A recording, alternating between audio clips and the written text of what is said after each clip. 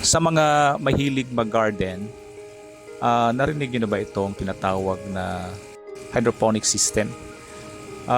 Ito yung paraan na gamit lamang yung concentrated nutrients na nasa tubig.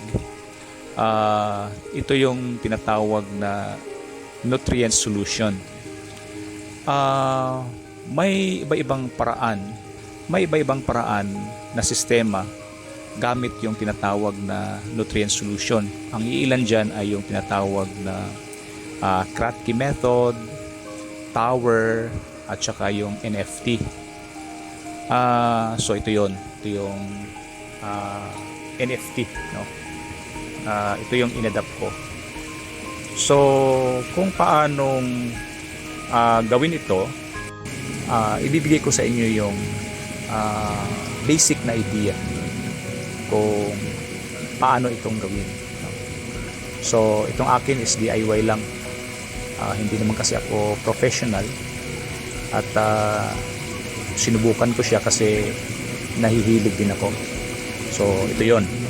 So unang-una, dapat meron kang reservoir, lalong-lalo na kapag nasa rooftop ka. Itong akin nasa rooftop lang kasi ako, kaya ayan, ito lang container yung ginamit ko. Meron kang pump, okay?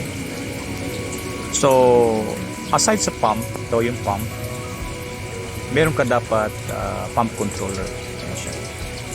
Siya yung nagpo-control para kung wala nang, since na maliit lang yung magamit natin na reservoir ito, siya yung magpo-control. Kung wala nang tubig, automatic mamamatay siya.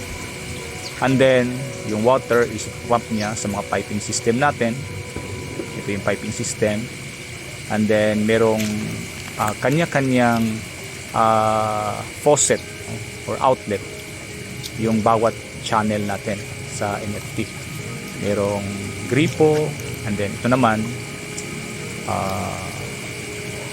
mayroong micro hose. So either faucet or micro hose yung gagamitin natin. And then from there, ito tutulay yung tubig papunta sa mga tanim. Yan siya, hanggang sa ito ay babagsak papunta sa outlet. Ayan, drainage. Ayan, mula sa channel papuntang drainage, and then itong drainage na ito, babalik yung tubig na naman sa reservoir. Ayan. So ganun lang po yung sistema nito, pabalik-balik lang yung tubig. Kaya kung mahilig ka sa DIY, so magiging madali lang sa iyo to. Pero mas maganda rin kung meron kayong mahihingian ng advice or consultation para magiging maayos yung sistema na gagawin ninyo. Ayan. So ito yung ating bagong tanim, no? Sa kabila yung yung malalaki na, waiting for the harvest. Ayan, ito yung mga ito. Ayan. Kung mapapansin nyo pala sa dulo, ayun, sa kabila, sa tapat itong garden na ito, actually merong solar panel. Yan yung source ng power natin na nagpapaikot-ikot sa